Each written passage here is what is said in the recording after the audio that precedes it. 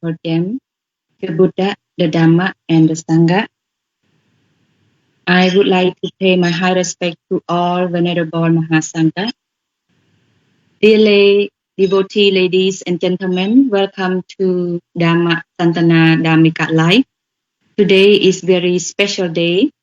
Today is Saturday, 5th December, and I am Kunti. I am really happy to be here again in the English session with Sister Sakon.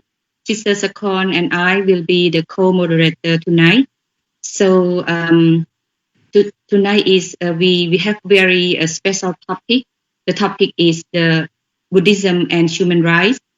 As we may know that we have 2 more days to come that the world as well as Cambodia will celebrate the Human Rights Day, which is the day that we believe that human right is the fundamental or the foundation of the world development, of the world prosperity and dignity and justice. So how is the Buddhist and the human right is interconnected, and what is the human right is mean to you, and also what is the any sutta or any the Buddha's teaching that related to the human rights, and would we say the Buddha is the human rights activist? So all of this will be answered by the speaker. So I also would like to say thank you all the Pante and also Dhamma friend who always follow us. And I also would like to say thank you to Venerable Sophie, who is the founder of the Dhammika Life, and also special thanks to Sister Bokka, who is support the technical.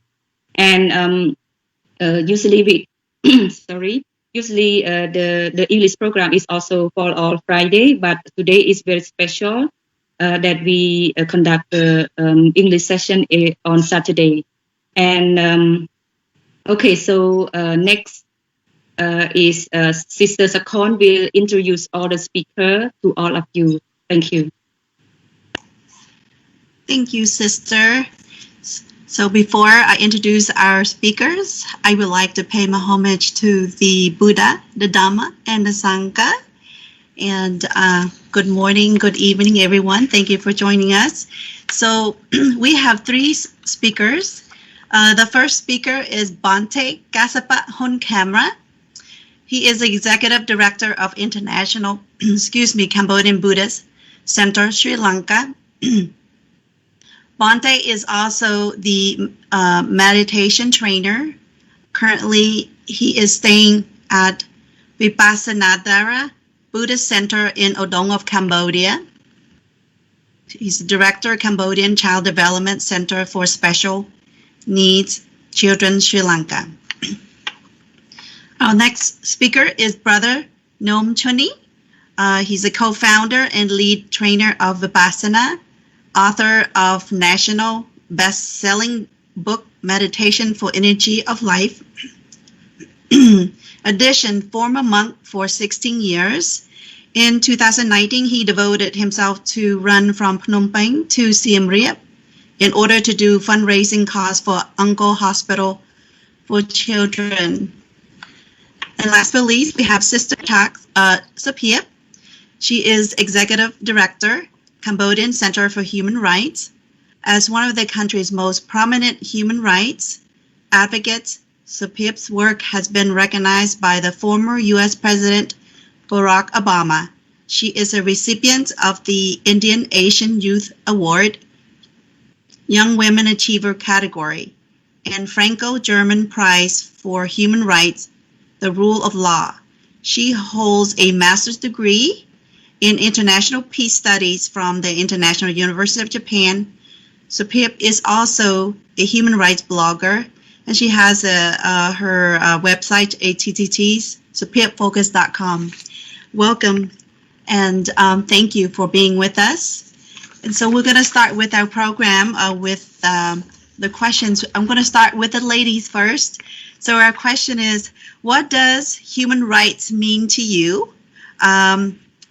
So this will be Sister Sapiep. You can start first. Thank you.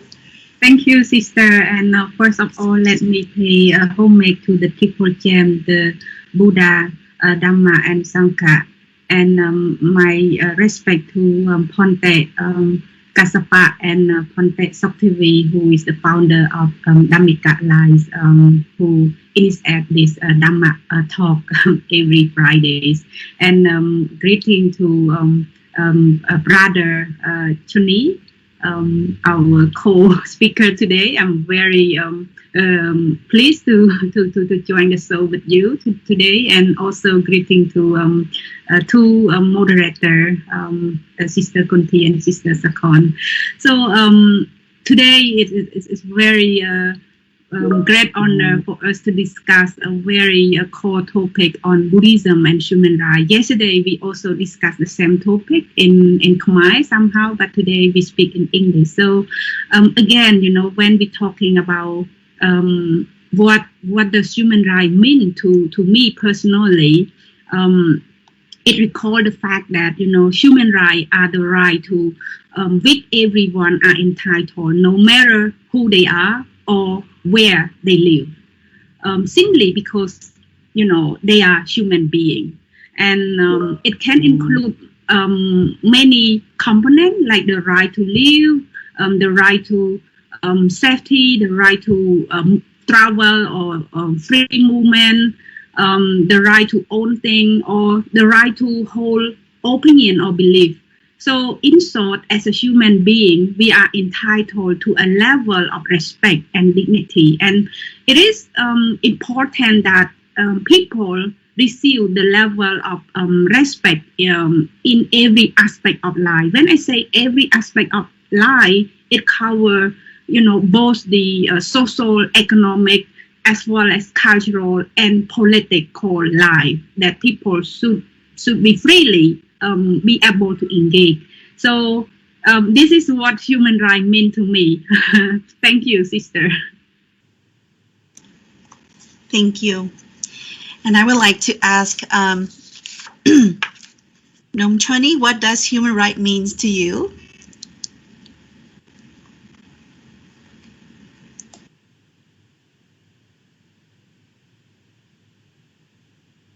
We cannot hear you, Brother Chuni. We cannot hear you. Okay. Okay. Great. You hear me? Yes. Go Okay. ahead. First of all, I would like to pay respect to the Triple Gems, the Master who is a speaker with us, and also the three sisters here, and welcome everyone on the show as well. It's been my privilege and my great honor to be here. I've been missing you guys quite some time. So, like sisters and people already say about the rights, I think when we're talking about the human right, why humans are born free? So once we're born, we already have the right to live a good life, the right to get access to education, and the right to live a healthy life. So all of these things are, because when we just take back to the first day we were born free. We were born with the right to laugh. We were born with the right to cry already. There's no any order to ask us to do this and that. So all of those I would say we born with the right already. We born free. Yeah. So this is what I'm saying. Yeah.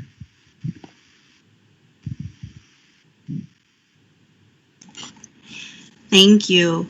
So it's like Sister Sapip say, the right to live, to travel, the right to have opinion.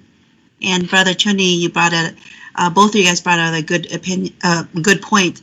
The right for access to education, and it is very important. And even in the United States here, it's the right for housing, the right for education, the right for living, to be born. So you guys get a great point. And so I would like to turn to the next question to Venerable Gassapa. What does human rights mean to you? Okay, Thank you, sister, for the question. And very good evening, everyone, and very good morning. So, in the first place, let me pay my respect to the Triple Gem, the Venerable Sirs, especially Venerable Maniputo Soktivi, the founder of Dhammika Life. Dear friends in Dhamma, and our two speakers, Brother Antony, Sister Josephine, and two moderators, Sister Sakon and Sister Kunti, and the technical team. Human rights. The term is very prominent and very famous, but I want to, point out the misunderstanding within our consciousness. When the word human rights, when we hear, automatically our mind goes to the political scenario rather than every aspect of our life. So what I understand is everyone in the world has right to live, to study, to think, to do, to say, work, whatever they want, but within the framework of ethical principles. It means even you have right to live, you have right to study, you have right to do your business, but you are not allowed, you are not allowed to harm everyone around you, to disturb everyone around you. So respectation or veneration must be with rights. So they go hands in hand. So this is my understanding when it comes to the human rights. That's all from me. Thank you, Venerable. Yeah, it's really interesting from the three speaker related to what is the human rights mean to you. So human rights, as Sister Sophia and Brother Chuni refer to, it is a freeborn, a right to live, right to speak, and right to respect, right to have a respect. And also Venerable also mentioned about when we talk about the human rights, mostly people refer to political scenario. Actually, it is not, because human right is referred to the right to live, to study, to speak, but it is have a frame, like not allowed to harm other people. Thank you very much. So I would like to also let the audience who listen to the Dhammika Live, that you also have your idea or point of view. You can also share with us through the comment, or also can ask the question to our speaker. So let me move to question number 2. So as we know that a human right is a long time that we heard this word. So I would like to know that when did the human rights begin? So Sister Sophia, please. Yes, thank you, Sister Kuntia. And I think as we heard from Ponte Kasapa as well as Brother Chuni earlier, we can understood, and probably all of us understood that as a human being, when we were born, we are entitled to the right. Simply, we are human. We have the right to live. No one can stop us from being born as a human being here. The right to cry, the right to laugh. It is the concept as a natural law, and that natural law somehow, when we discuss about the origin, or when did human right originated, we can look back to the human history, because when we're talking about human right, it related to human. So it starts from the earlier state when humans were born, and then of course at the beginning there's no structure, no political structure as we could witness nowadays. People in the old time just live in a very a free way, and sometimes conflict arise, etc. So it starts with the since around 529 before crisis time. At that time, there was a kind of empire called Cyrus the Great. He started first to recognize for the first time in the history to abolish the slave, and he also recognized the freedom of the citizen at that time, to hold belief, to choose the religion that people would believe in. So it was at that time formed as a called Cyrus Declaration of Rights, or it had been prescribed in the cylinder of the Cyrus. It is called, and afterward there have been other development in the human history until United States have been established as well. So there have been a United States Declaration of Independence back in 1776. At that time, there was a kind of proclaiming the rights to life, liberty, and the pursuit of happiness. But it's not enough. As we learn the history, there's a lot of abuse or misuse of the human rights during that time. The unfair treatment against certain race, especially the color, again the black people, for example. So that it is not a complete freedom or the respect of human rights in the history at that time. There's another development as well. In 1789, it was the revolution in France, and at that time there was establishment of the it's called Declaration of the Rights of the Man and of the Citizen, but it simply apply only in France, and it also under criticism that it's not a complete respect to human rights as well. What we have seen here, it starts first with the natural law, and then with the Declaration of the Friends, it changed from the natural law to natural rights, because there's a certain level of respect or recognize that, as a human being, there are certain rights that people are entitled to. So it changed from a natural law to natural right. But until then, people are still fighting. Between country, between continent. We may recall the history of World War I, World War II, and that's when afterward people recognize that the death of people is too much. The tragedy that people are suffering during the World War I and World War II, especially the the kind of Holocaust during the Nazi time in Germany, it killed millions of people. So because of that, different countries come together and they establish a community called United Nations in 1945.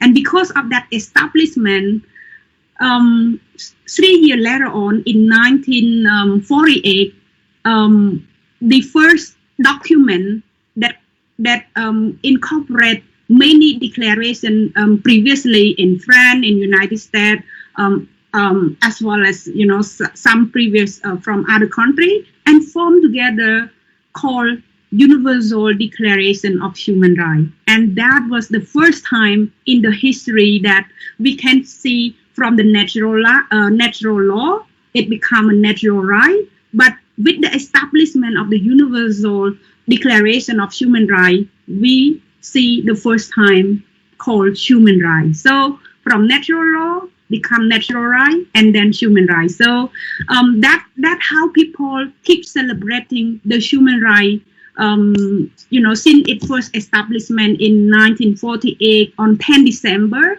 up to today.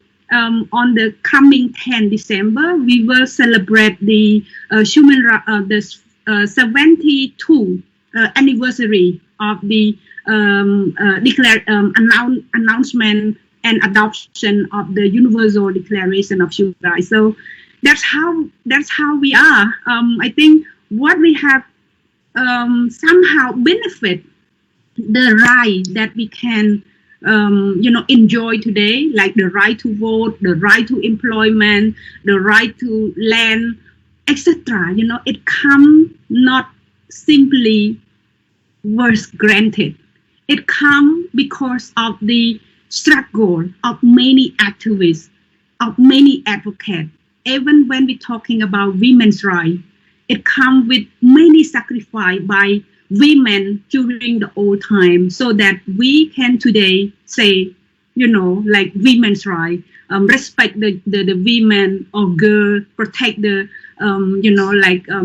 vulnerable community from discrimination, etc. So yeah, I just want to kind of recall the day and devote the day for us to recognize the effort of many people, many advocates that have, claimed the right so that we can today enjoy. So thank you, sister. Okay, thank you, Sister Supir. Thank you for providing us the very detailed history about the human rights. As you all know that Supir is also activist and also advocate for the human rights in Cambodia. They also have a program in Cambodia. So it's really interesting that we turn the natural law to the natural rights. It is really a term that I remember. And actually, in the past, it's really horrible, like in the World War II or World War I, many people were killed, and human rights is really down. It's really down at that time. So human rights is really a good history that now that we celebrate 10 December every year to celebrate the human rights, which is we want to promote the respect, and also we want to promote the time that human should be live in the time of a beautiful world. So thank you very much for Supir. And I also would like to go back to the Buddha's time. So I would like to ask Venerable Kassapa, what do you think that when did the human right begin related to the Buddhism? Thank you. Thank you, sister, for the question. Yes, according to Buddhist philosophy, we cannot trace back the exact date when the human beings came to the existence. So, with this regard, we can say that the issue of violation of human rights didn't happen. Did happen at the Buddha's time or before Buddha's time, not only during the World War or before the World War or during different periods of empires.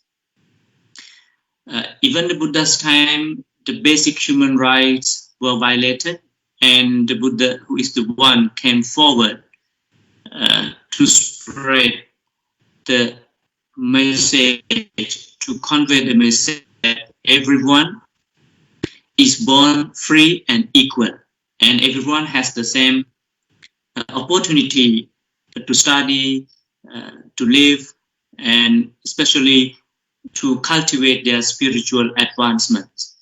And the most important thing happening at Buddha's time is he came forward to change the social system, the place that society imposed on women. So he gained the freedom for women for mental liberation. So as I told you, the endorsement or announcement or declaration of universal human rights it came to the being because of the need of the society, because of the demand of the society, and to solve the conflict happening at that time. But even it is not written in history, but human rights violation happened at the Buddha's time and before Buddha's time. So that's all from me.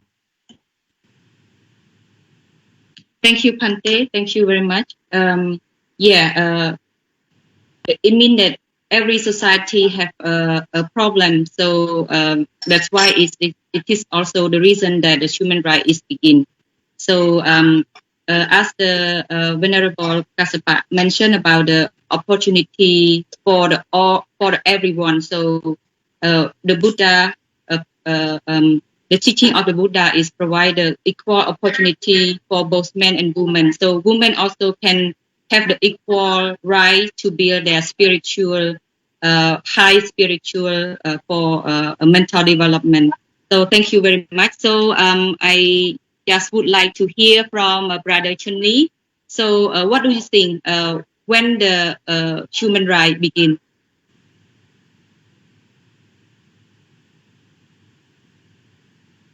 Once again, thank you, sister, for the question.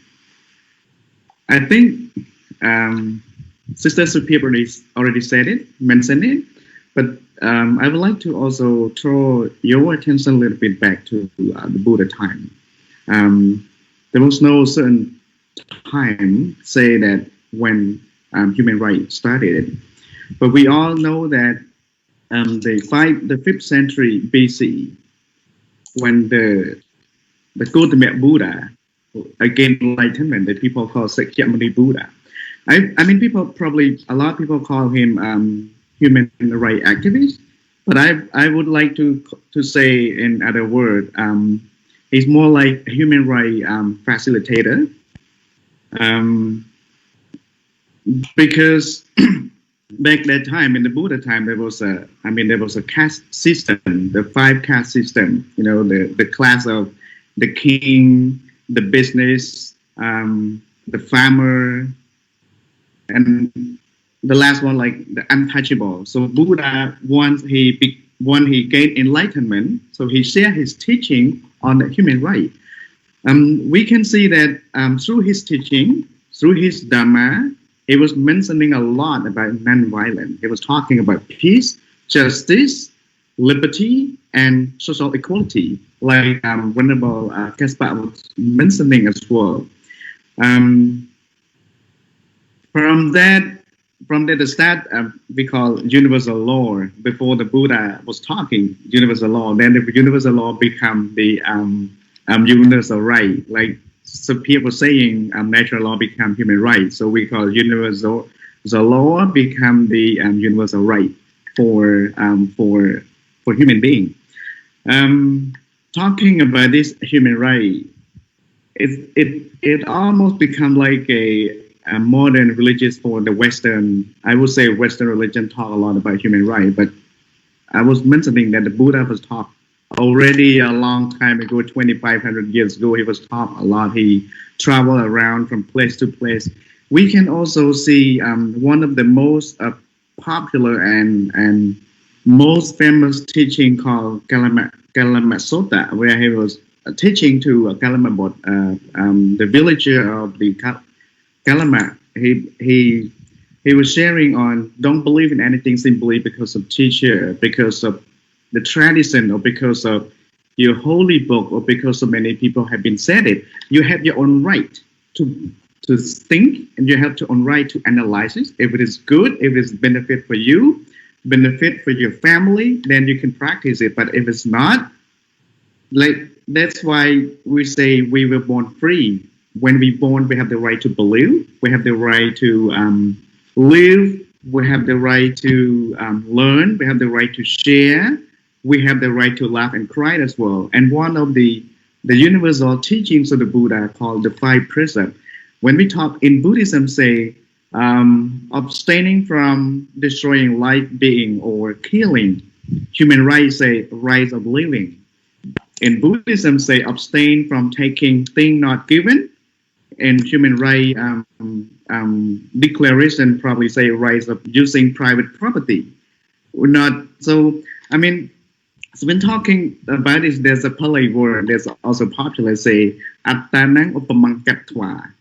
Like whatever we do, whatever we say, it will come back to us. So if we want other people to treat us right, we should treat them right as well. But the most important thing is when we live with moral life, when we have enough responsible, then when we have enough love for ourselves, enough peace within ourselves, I'm sure that we can share peace and love with those people around as well.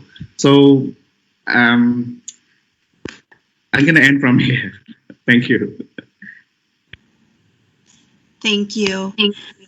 So from listening from the three speakers, Sister Sophia brought out with the a lot of things, a lot of struggles, you know, from the Empire Cyrus, and then all those through to until we come up to the law, the law that's we all agree upon. And Venerable Gatsapa had mentioned that the Buddha had helped and gained opportunities, spiritual opportunities, and opportunities for men and women. And Brother Chuni, I like the point where you brought up the five precepts to live moral life. Thank you for sharing. So I like to ask I have questions about, so I will ask the Venerable Gatsapa, is there any Buddhist sutta that relates with human rights? Okay, thank you, Sister Sakon, for the question. Even though there is no direct translation from the Pali of human right, but the concept, the notion of human rights are so much in Buddhism. But let me bring up some discourses discussing about the human rights. And as I told you, even we don't have a word or a term in a discourse, but the concept are there. So the first, before going to discourse, let me say this. So normally in the fundamental teaching of Buddhism, the teaching of the Buddha is recognized as Dhamma Vinaya. So Dhamma means right, Vinaya means law, or we can say like that. So when from this perspective, Buddhism always respects something is right, something is straight. So, and everything is there, freedom, liberty, peace, morality, everything is there. So the entire concept is in his teaching. But specifically, let me bring you a discourse. It is called Kalama Sutta. And in that discourse, it implies the freedom of expression, freedom of belief, freedom of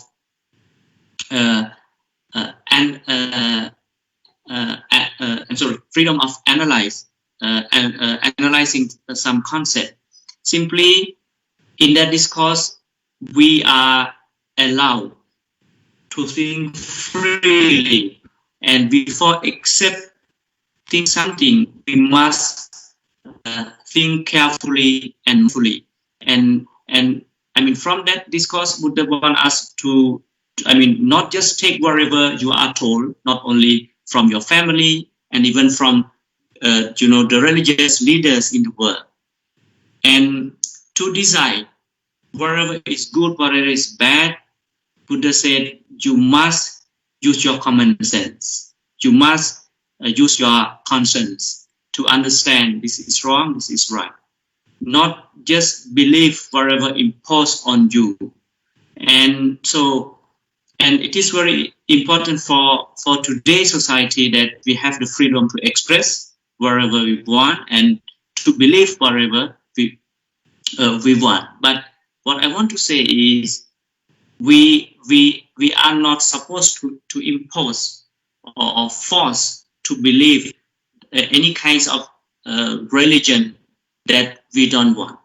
So this is the basic freedom Buddha gave to us.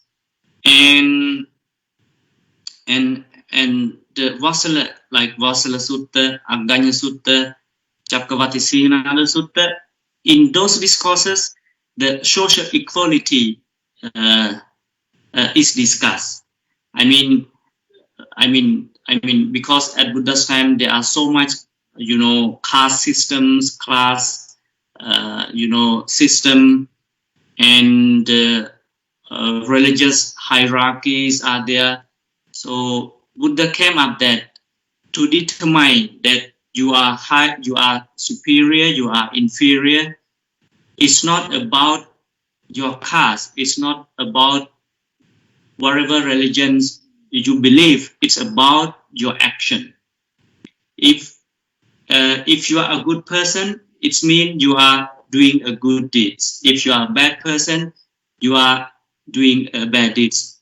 Either you are a king, you are a minister, or you are whoever you are. So the dignity of the person lies in his good quality as human being. Simply, we can use it pure heart. So from discourse, he tried to bring up the social equality, as I told you, and another simile Buddha gave in a discourse is whoever came to his teaching, or whoever came to practice his teaching has the same name, has the same color. We call it Vana. So and that is why he had a dream that there are 4 birds flying together and came to his feet, and at the end they turned out into the same color.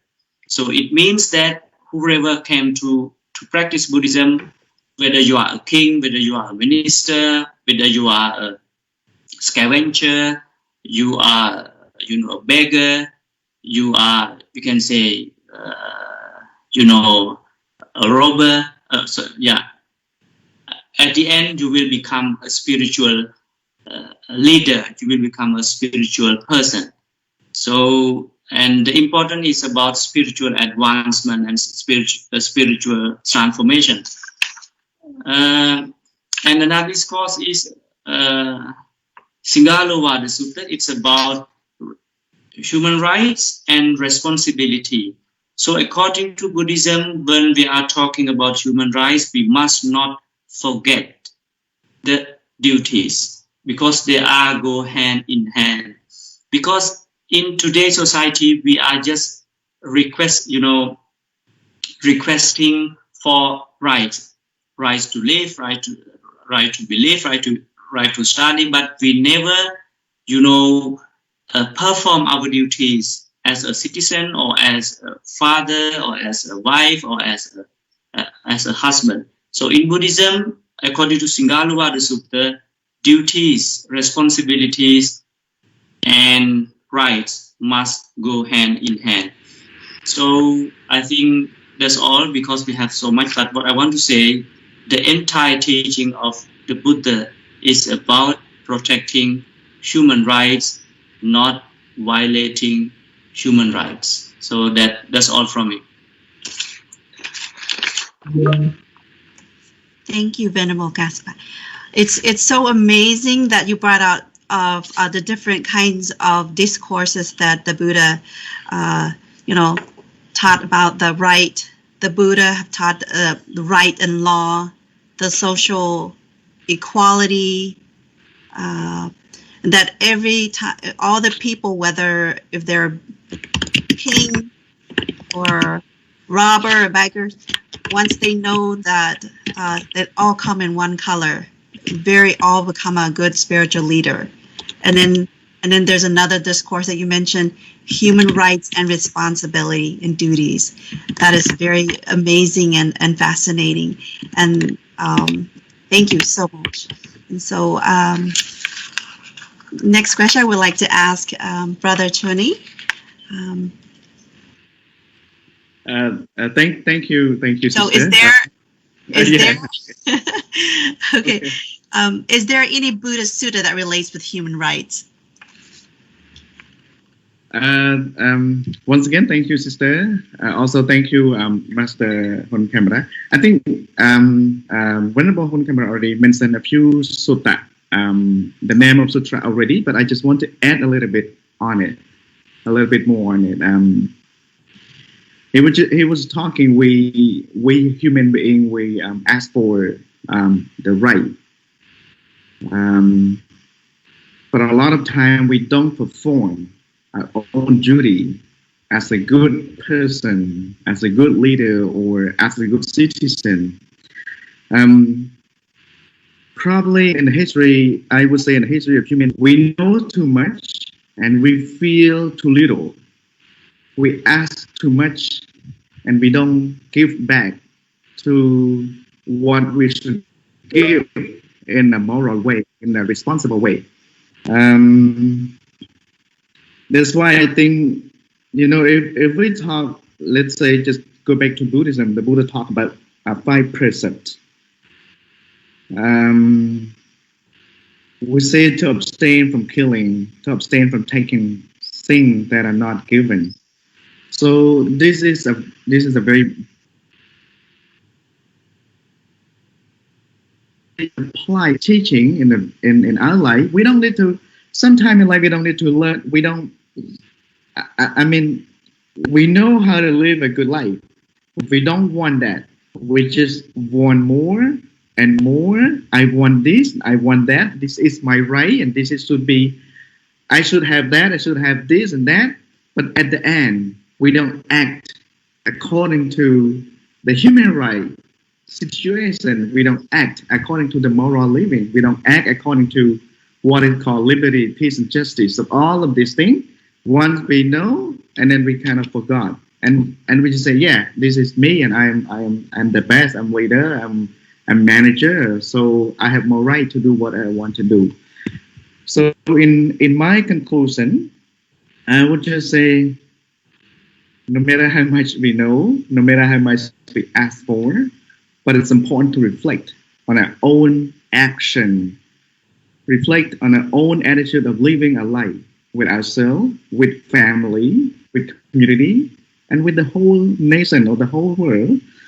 Once we have that kind of attitude within ourselves, then we probably don't need to understand our human rights.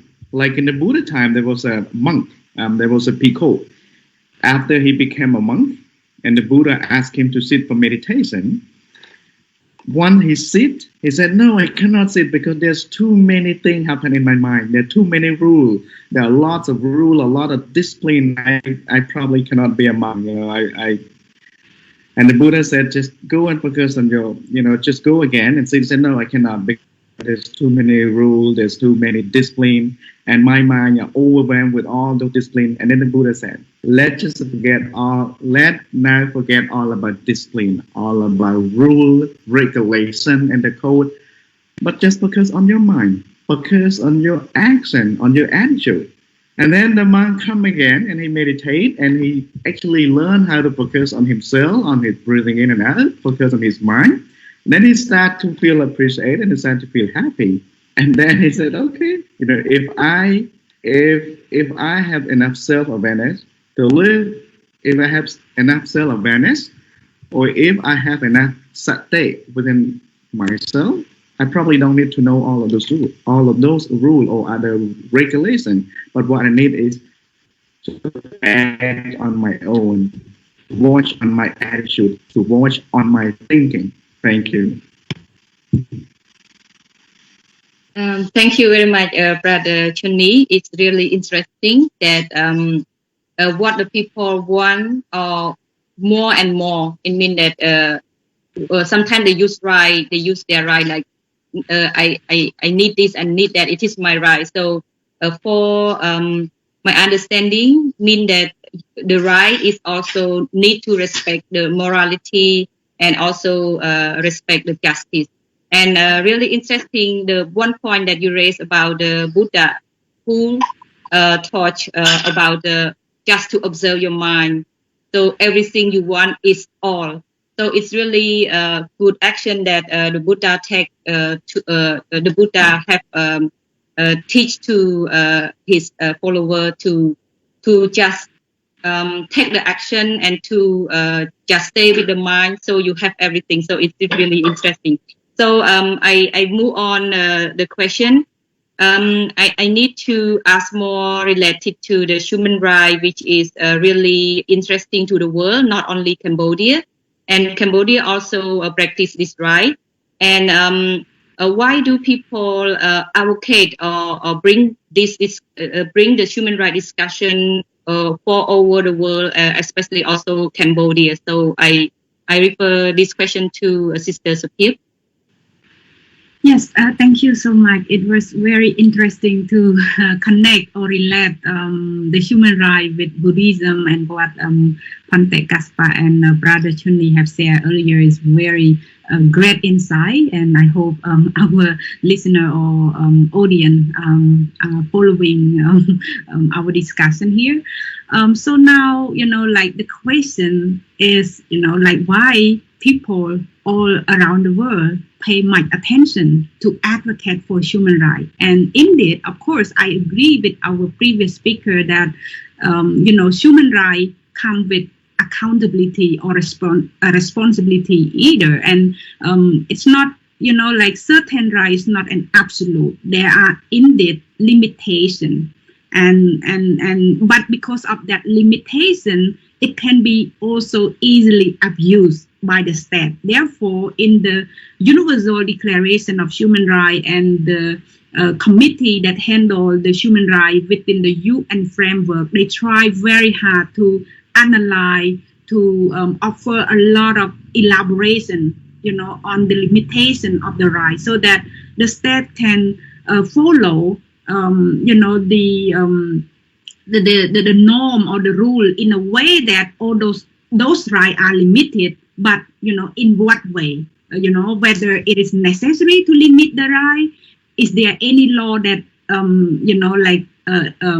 introduced in a way to ensure that, to balance between a certain right and to other right? For example, nowadays, during COVID time, we can see, there's a lot of discussion. I think in many other countries, like in United States, probably there's still discussion about, certain people refuse to wear masks, which is somehow completely, challenging time. We can rest that is a freedom, but, whether this freedom shall be balanced with the well-being of the community. So these are very critical time for us to understand that certain rights can be limited for certain benefit of the society, but the state have to come and follow the international standard. So, back to your question, why people advocate for the right? As I said earlier, regarding the story of human rights, the development when the human rights have been begin, we can see, people are fighting. There's a lot of mistreatment. They are unfair. There's injustice. Poor treatment or discrimination against certain particular group. So that's why community come together and form a so-called a document that can allow us to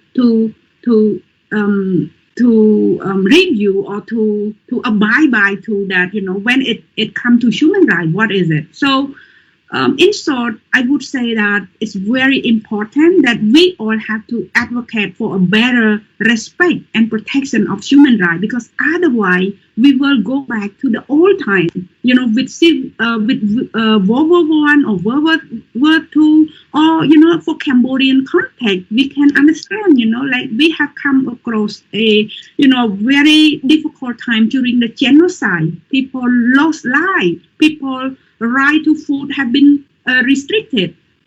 People labor have been exploited. So all of this have brought us, like come together and, with certain effort, including Paris Peace Agreement, for example, or, other documents that allow us to recognize the respect of human rights. So again, it's very important for us to uphold to the standard of human rights so that we all can live in peace, in harmony. Otherwise, when certain community would be leaving behind, when there's poor treatment against the community, there are human rights abuse, it will create a structural violence, and structural violence will cause to war.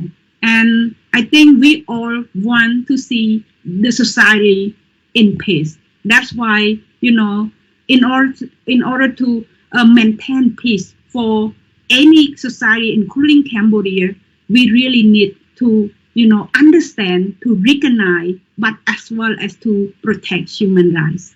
Thank you. Thank you, Supiep. It's really great for the point that you raised, that the reason for advocate human rights through all the world, and as well as also in Cambodia, is we want to develop peace, and also we need justice and dignity among the human beings. So and also you raised about the limitation that people should also respect the law, as also Venerable Kaspa said earlier about how to respect the human right, but at the same time is respect the law, and also take responsibility, make sure that we are not harm other people. And also you raised about when we practice the freedom, so how the freedom, when the freedom is also affect to other people, so people need to be balanced between the well-being and also exercise their freedom. So it is really interesting that people should adapt themselves to adapt with the situation. Okay, thank you very much for answering this question. So I also would like to ask Brother Chunni the same question, that what do you think why people discuss and advocate about the human rights all over the world, also including Cambodia? Thank you.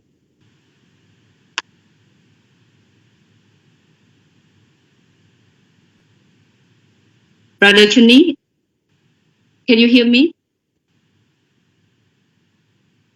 No? Anybody hear me?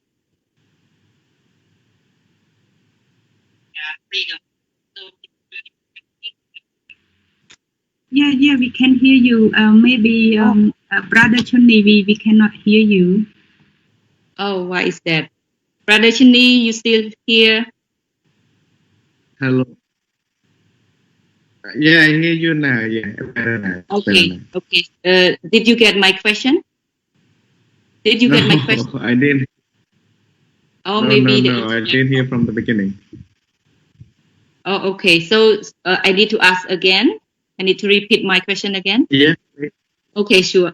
Yes, I just would like to ask the same question that I asked Sister Supiep, regarding why do people advocate the human rights and discuss about the human rights all over the world, and also as well as in Cambodia. Thank you. Thank you so much, Sister, once again for the question. Also, thank you, Sister Sophia. It's been really interesting to learn and hear a lot from you. So I probably won't say much with an expert here. I will just say a little bit. I think because we human being different from animal, because in Buddhism we say Dhamma Sanya, which we know what is right and wrong.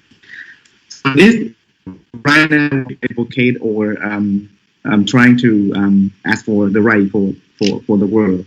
I think because we live in modern world, we live in a world of education, we live in a world of knowledge, we live in a world of modernity, where we start to see, where we start to value ourselves, our own community, our own nation, our own world. That's why these are needed, and more people wanted to see this happening, not just on their own community, but happening around the world. That's why more people are advocate for the peace, more people are advocate for the situation of liberties and justice. And I think this is what we should do, because as human beings, and once we understand, we cannot just live silently and not doing anything. Anything that we do, they create a positive impact.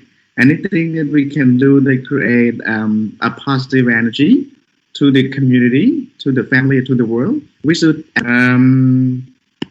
but also not to forget both venerable camera or Sister Suitor was saying, no matter how much we ask for our own right, but it's important to respect, not just when we have right and we try to do whatever we want to do because this is my right and I have this and have that.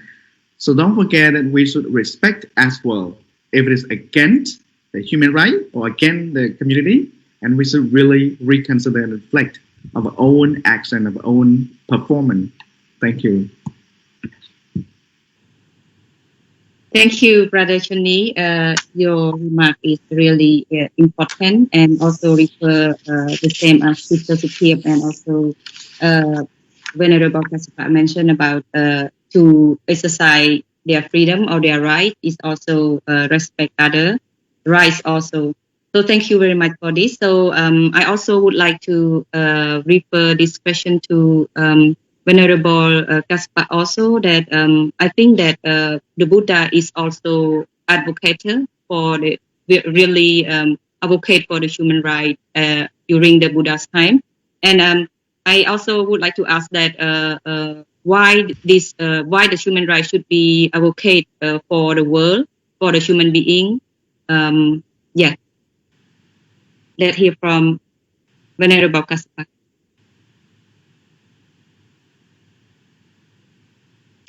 Yeah, thank you, Sister, for the question. And yeah, Buddha was a super advocate, of human rights, and he was the greatest being who came to the world to spread the real, peace related to the human rights. So first, his entire life was for the sake of everyone's happiness. He did it out of compassion. In Pali, we call it Bahu Yanhitai Bahu Sukhai. So as I told you in Kalama Sutta, he told us to have a liberty of expression, belief, and judge. And it is related to the intellectual advancement and spiritual advancement, that everyone has the right to be in that position. And looking back to his biography, he also accepted, the children who are skillful enough to practice Buddhism, like Suitor and Sopaka, who was the scavenger, and the lower caste people were accepted to Buddhism. And again, Soma Sutta, he gave the equal opportunity for the women to practice Buddhism to attain enlightenment. And not only that, when he, arranged the, I can say it, the experts in Dhamma, the expertise, I mean, the expertise were given not to the, the person appearance or the class of the person, but it was given on account of individual expertise or skillfulness, like we call it Aggasavaka, like Venerable Sariputta, Venerable Mahamoggallana, Venerable Ananda, even Venerable Upali, he was who was a barber, yeah, and he was given a great position of being on top of judiciary system. And when we study about the judiciary system in Buddhism, in Vinaya, Buddha was very, concerned about democracy, how the court system must be exercised, must be operated. So collectively, I can say yes, Buddha was a super advocate person of human rights, and his entire life is about protecting human rights, and he taught everyone not to violate the basic and fundamental rights of human being. You have freedom, you have liberty to live, as well as other beings. So yeah, that's all from me. Thank you, Venerable Gaspar. So from listening to all you three speakers, from Sister Pip, it is very important that we advocate for human rights, so that we have that social harmony, because otherwise we'll have structural violence, which will result in war. So it is very important to have very supportive advocates, for all of us. And Brother Chenny indicated Dhamma Sanya, which is knowing the right and wrong. That is very important, to be able to respect others, have that good morale. So that way, and just continue to have our sati, so that way we won't do anything that's wrong. And Venerable Gaspar had brought a point where for the Buddha, is for the sake of happiness, is practicing the Buddhism to gain enlightenment. Anybody can practice. It's just being accepted and just practice, and for the sake of happiness. And thank you for all this, bring those points out. So I have another questions. I would like to bring this up to Venerable Gaspar. Would we consider Buddha a human rights activist? Let's see.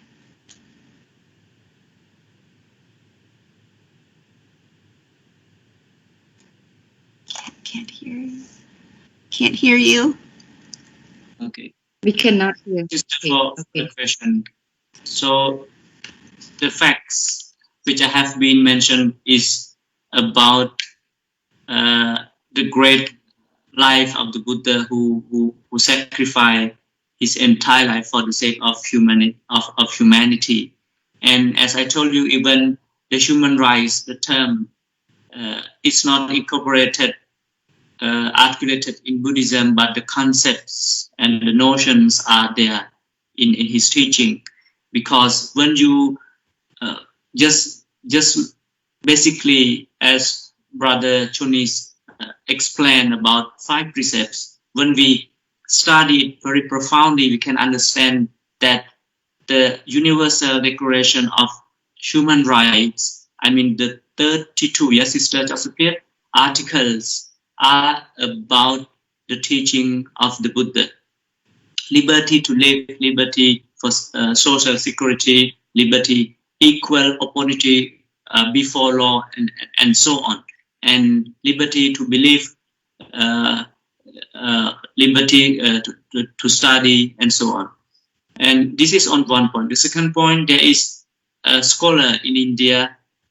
I mean, the entire constitution of Indian government, I mean, the very source of the constitution was the Dhamma, I mean, Buddhism, because they believe that the empire, the Emperor Asoka was the greatest emperor in the world.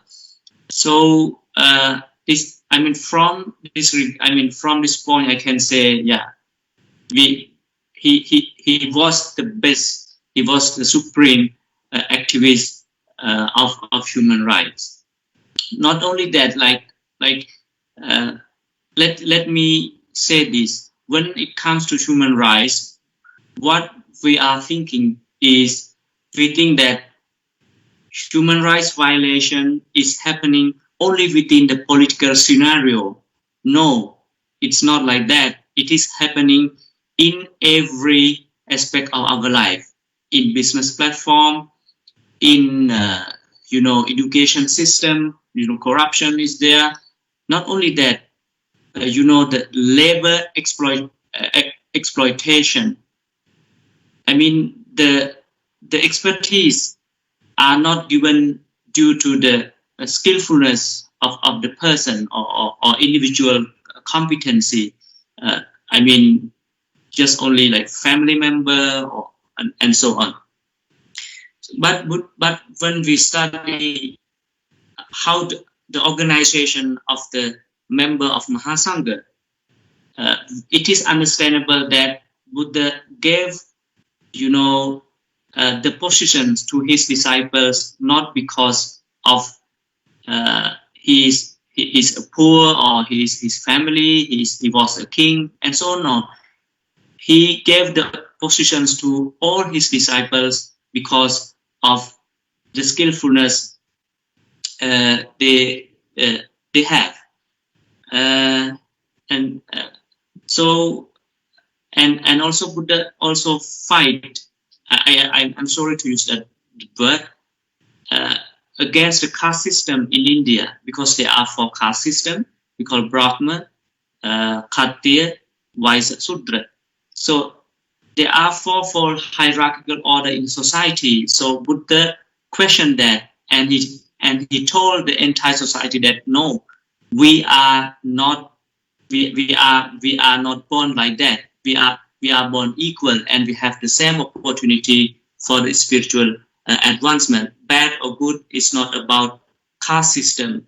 It's about our deed. So as whole, I can say Buddha was the greatest activist of protecting human rights. So that's all from me. Thank you. So I'm going to go to Sister Sophia.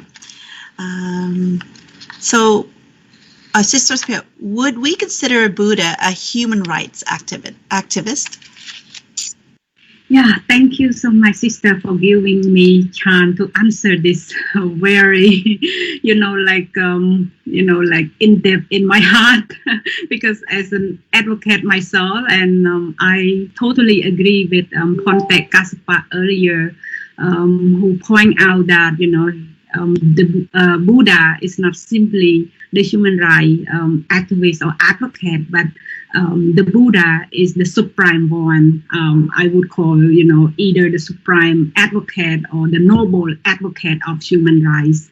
And, based from what I have learned so far, through the monk teaching or by my own studying or through our Dhamma learning with Pontek Saktivi every Saturday, but also on weekend, I have learned great deal, and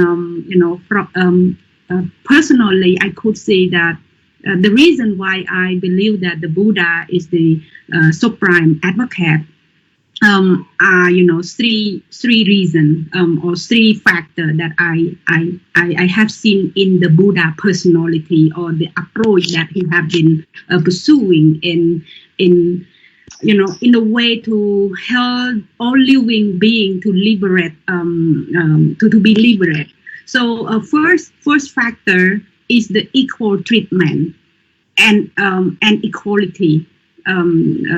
And the example that Ponte Gaspar had pointed out as well, like regarding the assignment to his disciple, for example, Pico Opalay, yes, the chief, he was assigned as the chief authority of the Vinaya, or it's called the disciplinary rule of the order, and Opalay, he was originally the barber, and can you imagine in some even in our present time, it's very rare for people who are coming from a very disadvantaged background to have been granted a higher authority in the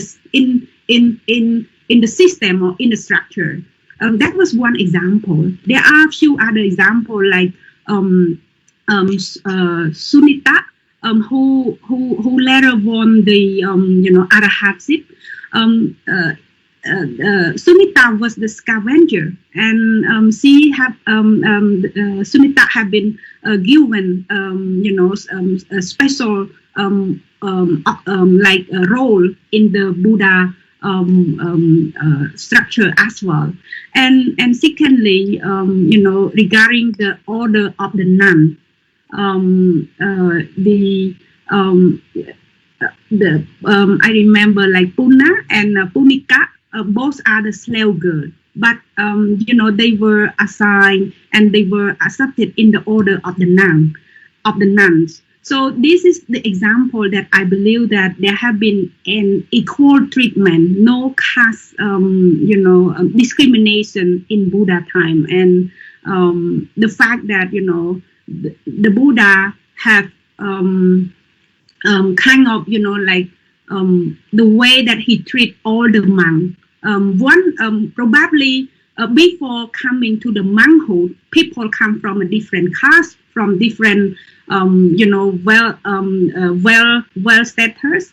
But when those people come into the monkhood, everyone will have equal status, which is the monk. So he have compared, like the river, which come from a different river. It can be different name, but when it come together, it's just still a river.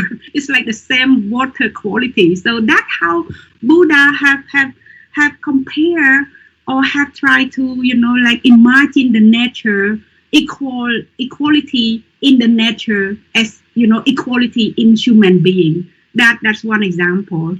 And because of that non-discrimination, I think if we compare to our present time, from a scientific standpoint, we may recall that UNESCO have adopted a similar kind of concept. It's called the Declaration on the Race and Racial Prejudice. It was adopted in 1978, and that is, clearly the Buddha have treated his disciple the same way, non-discrimination, no caste, no racial discrimination. So that practice had been recognized only in the present time in 1978. So Buddha have already implemented long times ago. That's one, is equal treatment and equality. A second factor, I believe, is the freedom of thought. The freedom of thought here is the regarding the fact that the Buddha have like Ponte have already explained. I will not go into detail, but I really like that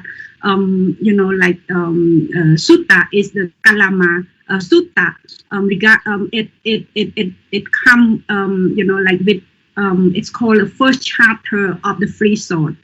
I try to recall what I have learned from the class with Ponte Saktivi regarding from our book, The Buddha, His Life and His Teaching. It's really great book. I encourage all audience to refer to that book as a reference. But from that first chapter of Free Thought, it indicates that Buddha never wished to extract his disciple from blindly or with a submissive faith in him or his teaching without our own investigation. He even suggests I would side for from that Kalama Sutta. It say the Buddha say that, "Come Kalama, do not go by oral tradition, by lineage of teaching, by hearsay, by a collection of scripture, etc., all because you think that it was the ascetic is our teacher. But when you know yourself, the things are unwholesome. These things are sensual by the wise. If undertaken and practiced lead to harm and suffering, then you should abandon them.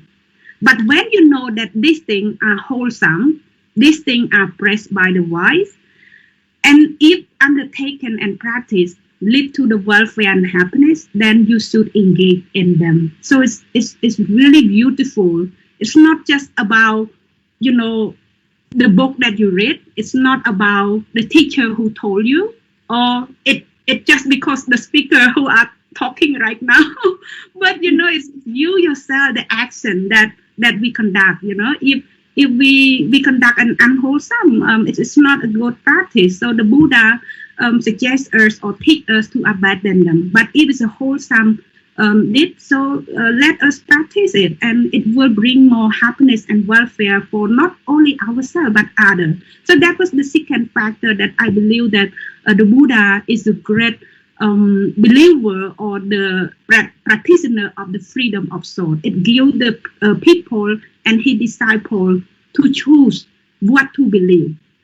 And third, and it's my final point, is the Buddha. To me, I believe that he was the preacher of the great peace, of love, of charity, and of compassion. And we all know that the Buddha have a very great compassion. So, the way that he teach us of the great peace, I believe that all the Buddhists may learn already regarding the Noble Eightfold Paths. The right understanding, right thought, the right speech, right action, right livelihood, right effort, and right mindfulness, as well as the right concentration. So all these eightfold path, if we all could follow, it's not just to liberate ourselves from the suffering, but it also helps the society, the humankind, or the all living kind to be happy as well. So it is if we just look just one point, the ethical conduct, the sila that concerning the right speech, the right action, and the right livelihood, clearly, as Brother Chunni had pointed out earlier, the five precepts is clearly is really interconnected to human rights principle that we all uphold today. But if we look back to the Buddha time, the Buddha already took the lay people, his disciples, this exactly the same way, but in the way that we should all understand ourselves. It's not to rely from others. So in short, I believe that the Buddha have employed the approach of being transparent, because what he have enlightened, he don't keep within himself, but he reveal it. He make the all people, his lay people, to be informed that this is the pathway to be liberated. And the pathway that we all know is the Noble Eightfold Path. And secondly, the accountability. And his means of doing is always non-violent. There always time, during Buddha time, we all know, he have people who believe him, who respect him, but there's also people who dislike him, and they always come and curse him sometimes. But Buddha never get angry. Buddha never, hey, what's going on? But the Buddha simply just keep calm. Sometimes he don't answer. Sometimes he question back, but there's no confrontation. So to me, that is a non-violent that many human rights advocates nowadays have employed. The approach of non-violent is a peaceful means, and with this approach, the ultimate goal of the Buddha, and we all who is the human rights advocate should also follow, is to reach the freedom. The freedom here equal to peace. We advocate for peace is also the freedom. So being transparent, being accountable, and non-violent mean of the Buddha in human rights approach as well. So thank you so much. Thank you, Sister Suitor. So Venerable Gatspat, mainly he had brought attention that our Buddha is the supreme activist of human rights, and there is no such thing as caste system. Once that, so the Buddha teaches there's no bad or good. There's no caste system. It is about our deed. So he mentioned that as so important. And of course, in Sister Suitor, what I sum it up is that human rights, the human being, and non-discrimination.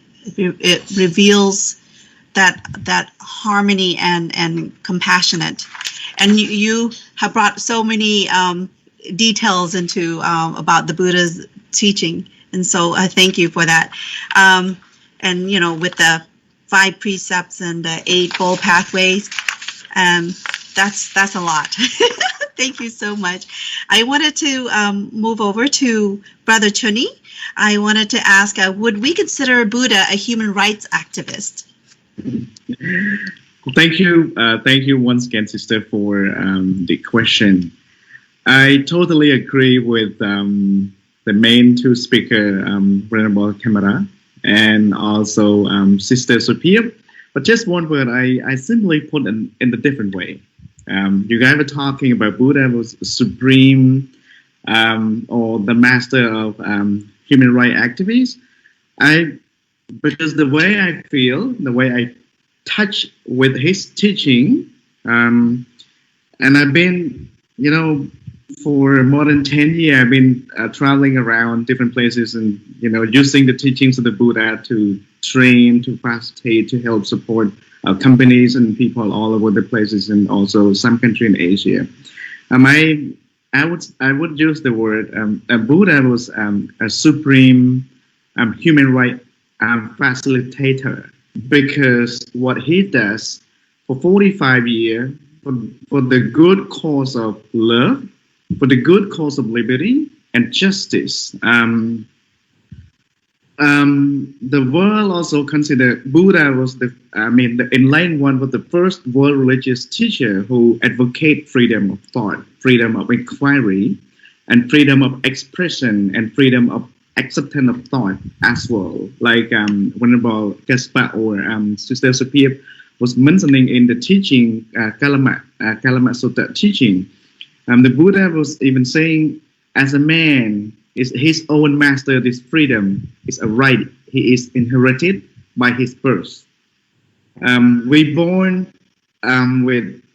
free. We born with the right. And I simply put the 3 words. For the Buddha, I would just the supreme human right facilitator. So I would just put 3 words by the end. So, the Buddha moved around from place to place. What he cared most talk a lot about love. When love starts with the 8-fold part, with right thought, samadhi. So we have the right thought and then the right love. Because love, not just love and want something back, but he unconditionally offer, he's unconditionally help human live in a better life with morals and good attitude and compassion, not just try to do something for the benefit of himself, but for the benefit of the human, for the benefit of human being. my last word, and for the Buddha, he again for 45 years he been offering so much, and he just offered everything for the purpose of love, caring, charity, but also remind of my own life a while ago when I was a Buddhist monk. I was a Buddhist monk for 16 years, like Sister Sakon was saying. One thing that remind me live within community.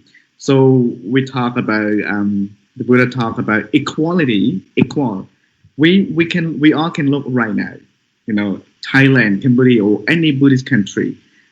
I can range from the king monk, the head of the temple, or the normal monk and the novice. You guys can see they all wear the same clothes. There's no different. The king monk wear this kind of robe, a monk's robe, and the normal monk wear this kind of a robe. There's no classification. It's only different color, but all the same kind of robe, all the same kind of clothes. So this is also really represent. This is also really indicate that equality of living as community. Thank you. Thank you very much, Brother Chunni. It's really amazing for the three speakers. Point out all the question related to can we say the Buddha is the human rights activist? Yes, it's really to me. I'm feel really happy to hear that the Buddha have a lot of teaching and a lot of words that promote the equal opportunity for all human beings, regardless their background. It means that he against the caste during the Buddha's time is very also struggle with the caste system, and and also he promote the freedom. I mean, people have a freedom from their born. They are not. They have their right to believe. They have their right to take any learning, any thought that they born to be free, and also they enjoy their liberty, and also Brother Chunni mentioned about the love that the Buddha have the unconditional love. That you also would say the Buddha is a human rights facilitator more than activist. It is also interesting. And thank you very much for all the point out. And the program is really come to the end, but we would like to hear from the speaker for very short, for the last word that you want to leave for our program tonight. Please start with Venerable Kassapa, please. Thank you, Sister, for the final message to our audience. If you love yourself, you must protect human rights. Work very hard to protect human rights, because what you are doing is you are protecting yourself and everyone around you. And in order to sustain and promote the justice and orderliness in a society, you must be honest to your duties, responsibilities. In return, human rights will be established. That's all from me. Thank you. Thank you. So, Sister Sophia, would you like to say something? Yes, thank you, Sister. I think, as we discussed in the beginning, we come to the 10th December soon, and to commemorate the 72 adoption of the Universal Declaration of Human Rights, and in that human rights have been, formed or known since the earlier time. So I just would like to, encourage all of us, believer in Buddhism or other, human right is very important, and simply because we are human beings, so we are entitled to live in dignity. And I believe that all of us also want to live in dignity. So in order to live in dignity by ourselves, we have to respect others so that others to respect us. So let us recall the day of Human Rights Day as a day that we all could respect each other and allow people to live in dignity. Thank you. Thank you. Very great word. So move to Brother Chuni. So your last word, what it is?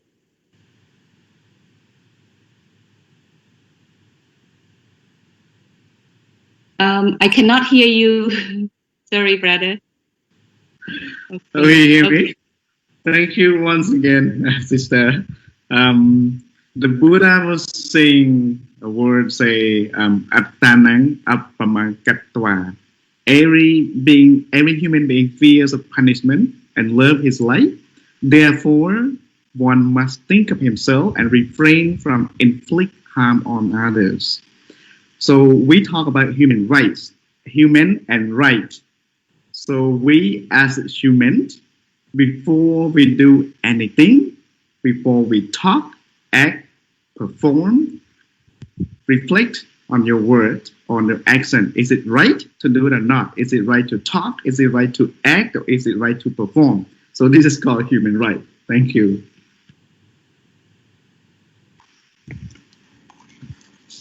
Thank you so much for the special, the last words that given us, and I hope the audience enjoy this discussion. So our show is come to an end.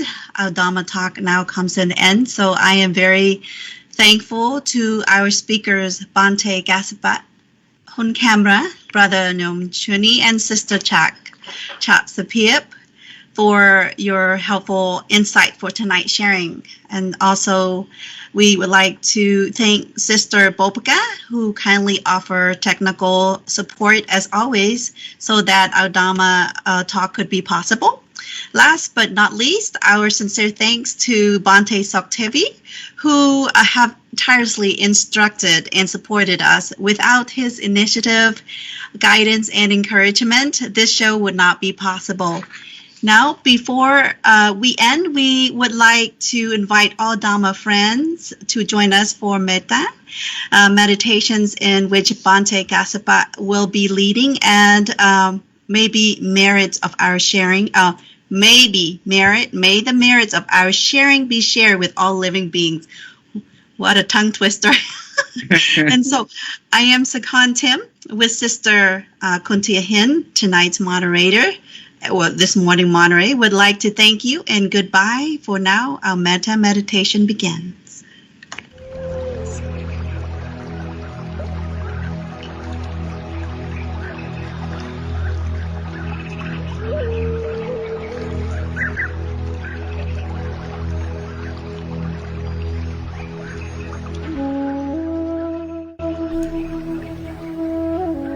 Hello everyone. Let us practice loving friendliness meditation for oneself. Self-loving friendliness meditation is the first section of Metta meditation. Self-loving friendliness meditation is designed to direct you to happily take care of yourself, to honestly forgive yourself, to truly accept yourself without conditions. Before starting, please find a very comfortable posture. Close your eyes. Relax your head, your shoulders, your arms, and your entire body. Please slowly take a very deep breath 3 times.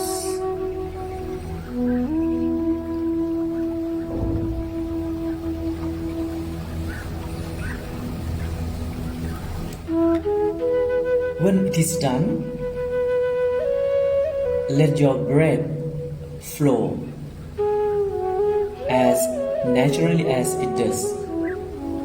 Observe your breath without judgment, reactions, and criticism. Just merely observe it as the way it is while you are listening to my Pali Metta chanting.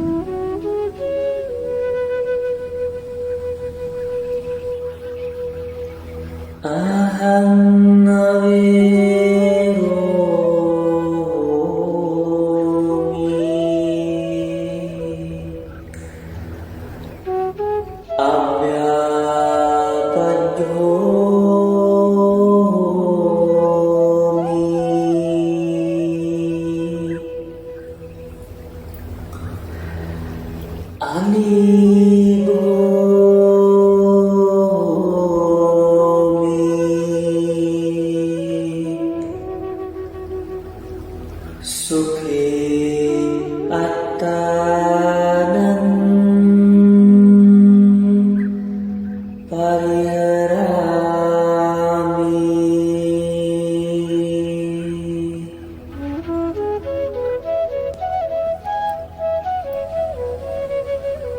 Now, please create a very tender smile on your face. Visualize your happy and smiling face. You are very happy person with smiling face. Please keep smiling with honest heart, because you are going to bless yourself. Please be aware of the phrases which I am going to recite, and let yourself honestly feel the real meanings of the phrases.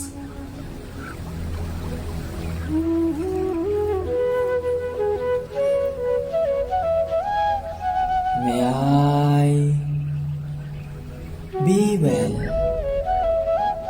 and happy.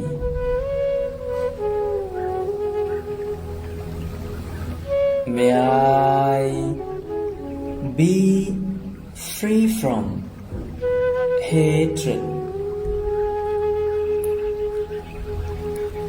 May I be free from ill will. May I be free from anger. May I be free from physical and mental sufferings. May I take care of myself happily. May I take care of myself happily. May I take care of myself happily.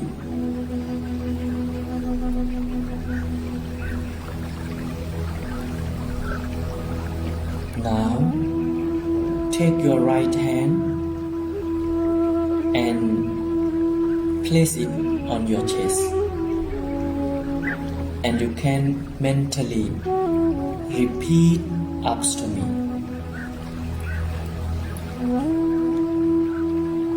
In this home, we are family. We live under the same shelter. So we must be kind to each other, be compassionate to each other, Be friendly to each other. Help each other. Respect one another. Be happy every day. Keep smiling with honest heart. Be grateful. Be positive. Forgive even when it's really hard.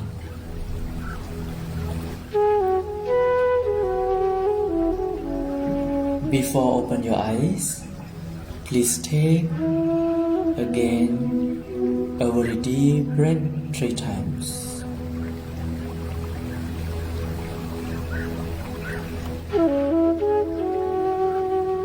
Thank you.